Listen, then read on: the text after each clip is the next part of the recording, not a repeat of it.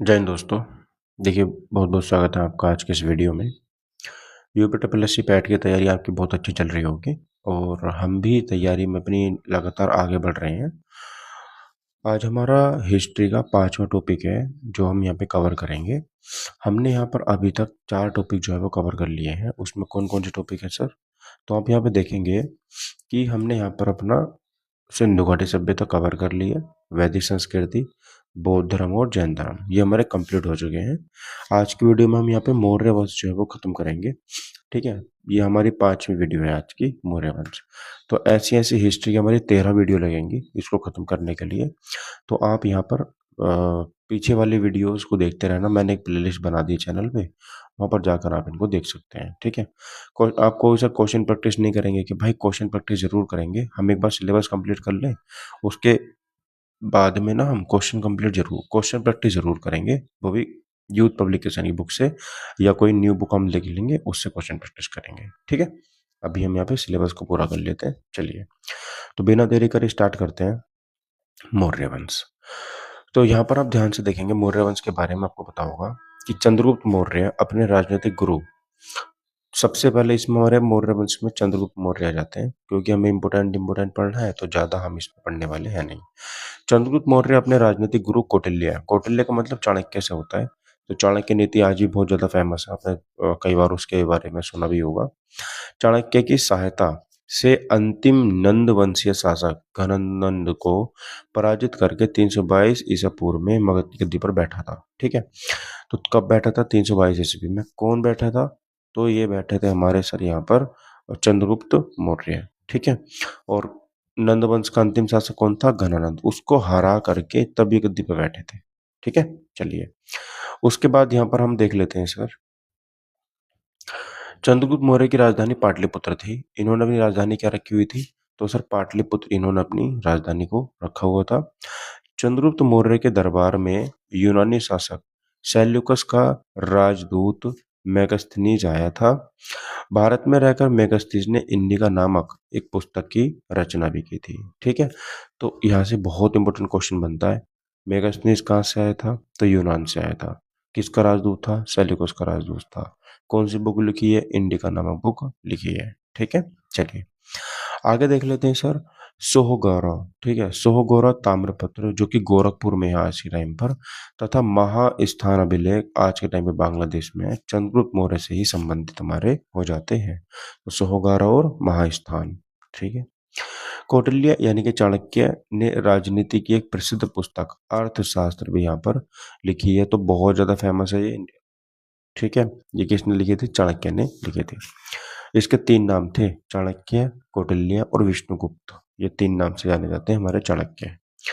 चंद्रगुप्त मौर्य जैन धर्म का अनुयायी था, ये बहुत ही ज्यादा इंपॉर्टेंट बात है। ठीक है, चंद्रगुप्त मौर्य ने 298 ईसा पूर्व में उपवास, मैंने बताया था ना, जैन धर्म में एक विधि बहुत ज्यादा पॉपुलर, संलेखना विधि, जिसमें व्रत रख लेते हैं या उपवास रख लेते हैं, कुछ खाएंगे पिएंगे नहीं, और वहां पर इसी तरीके से अपने प्राण त्यागते हैं वो।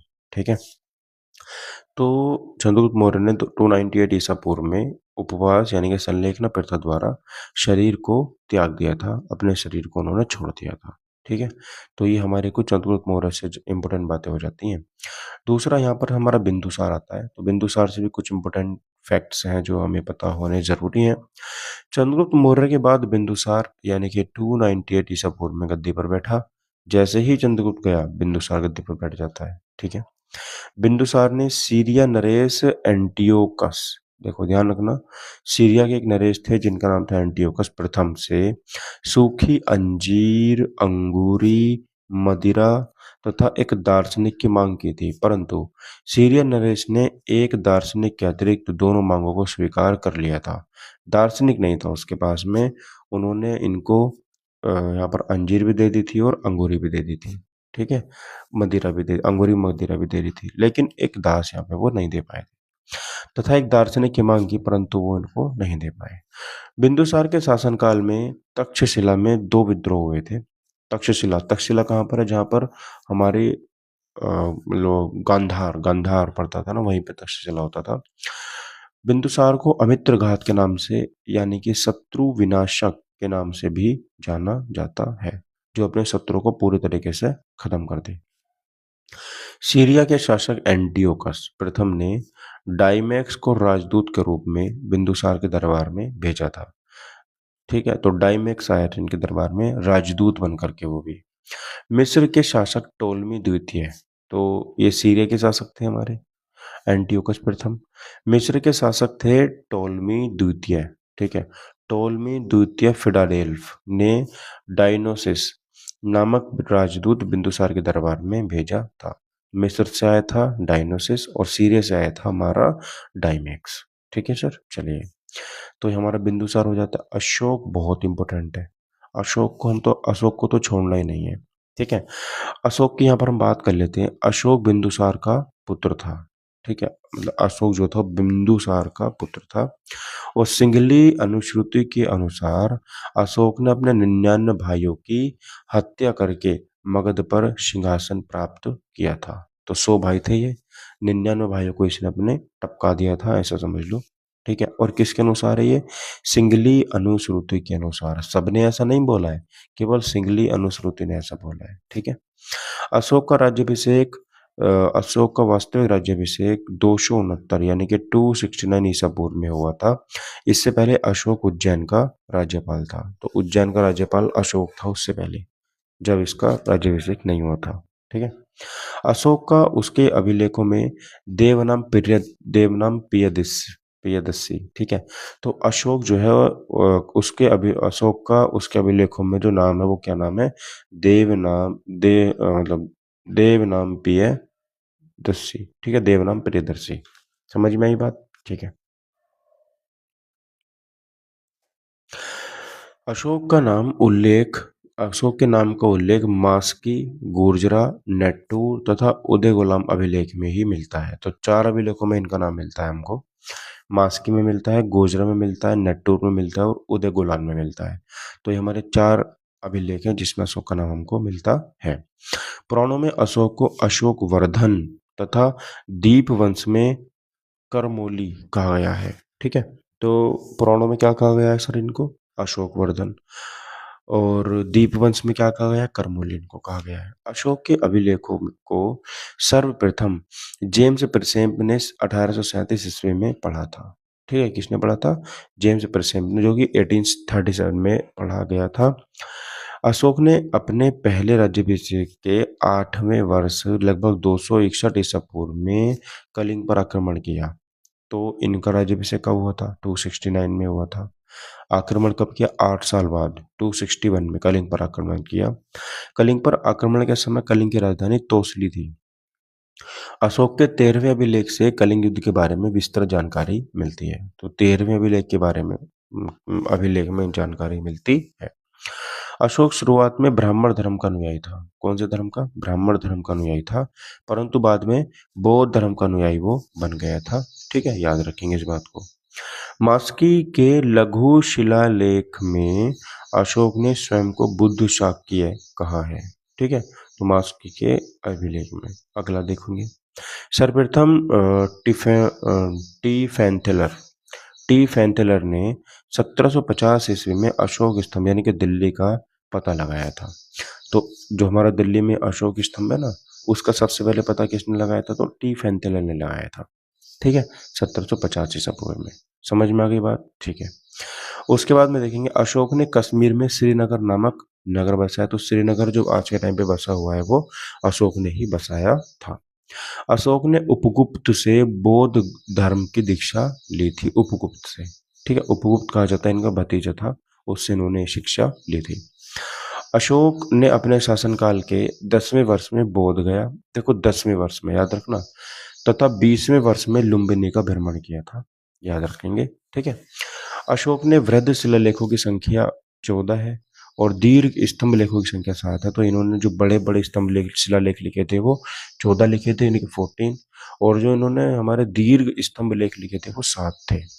शहबाजगढ़ी तथा मानसेरा अभिलेखों की लिपि खेराष्टी है, यानी कि खेराष्टी लिपि में ये लिखे गए हैं। ठीक है, अशोक की मृत्यु 232 ईसा पूर्व में हो जाती है।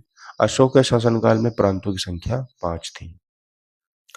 उसके बाद में आता है सर मौर्य वंश का अंतिम शासक बृहद्रथ था। बृहद्रथ, जिसकी हत्या इसके सेनापति पुष्यमित्र शुंग ने कर दी थी तथा एक नए वंश यानी कि शुंग वंश की स्थापना इन्होंने की थी। ठीक है, चलिए अशोक के शिलालेखों की बात कर लेते हैं। अशोक के शिलालेख हमारे कौन कौन से हो जाते हैं। तो भारत में शिलालेख का प्रचलन सर्वप्रथम अशोक ने किया था।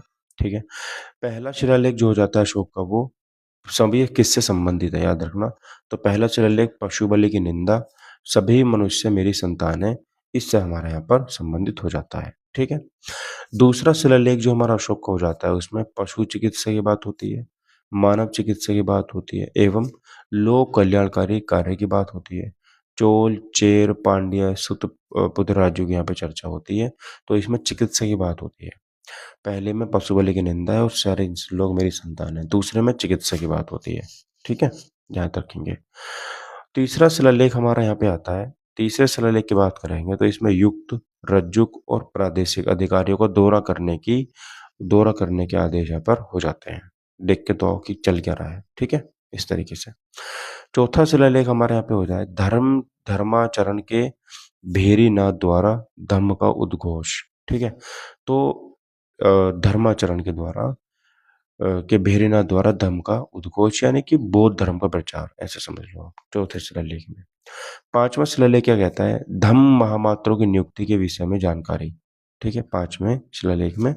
और छठा शिलालेख क्या कहता है, इसमें आत्म नियंत्रण की शिक्षा दी गई है कि अपने आप पर कंट्रोल कैसे करें, सेल्फ कंट्रोलिंग कैसे करें, छठे में। ठीक है, सातवां शिलालेख कहता है सभी संप्रदायों के लिए सहिष्णुता, कि सब एक समान है, किसी से भी हमें वैर नफरत नहीं करनी है, ऐसे करके।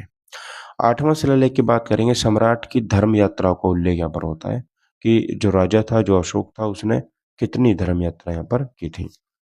नौवां शिलालेख की बात करेंगे तो धम्म समारोह की चर्चा हमारे यहाँ पर होती है। 10वां शिलालेख की बात करेंगे यहाँ पर, तो राजा तथा अधिकारी सदैव प्रजा के हित के विषय में सोचें, ऐसा 10वां शिलालेख में लिखा गया है। 11वां शिलालेख है धम्म नीति की व्याख्या, कि धम्म नीति हमारी उसकी व्याख्या क्या है। 12वां शिलालेख है सर्व धर्म संभाव्य में स्त्री महामात्र की चर्चा, तो महिलाओं के प्रति यहाँ पर उनकी चर्चा होती है, उनके स्वभाव के बारे में 12वें शिलालेख में। 13वां शिलालेख क्या कहता है, कलिंग युद्ध का वर्णन यहाँ पर होता है 13वें शिलालेख में। और 14वां शिलालेख कहता है सर, अशोक ने जनता को धार्मिक जीवन व्यतीत करने के लिए प्रेरित किया था। ठीक है, तो ये हमारा यहाँ पर 14वां शिलालेख हो जाता है। तो thank you for watching my video, take care, bye bye, जय हिंद, वंदे मातरम। दोस्तों 5 मिनटों की हमारा कंप्लीट हो चुका है और मात्र 12 मिनट में गुप्त वंश हम अगली वीडियो में खत्म करेंगे। तब तक के लिए थैंक यू, जय हिंद।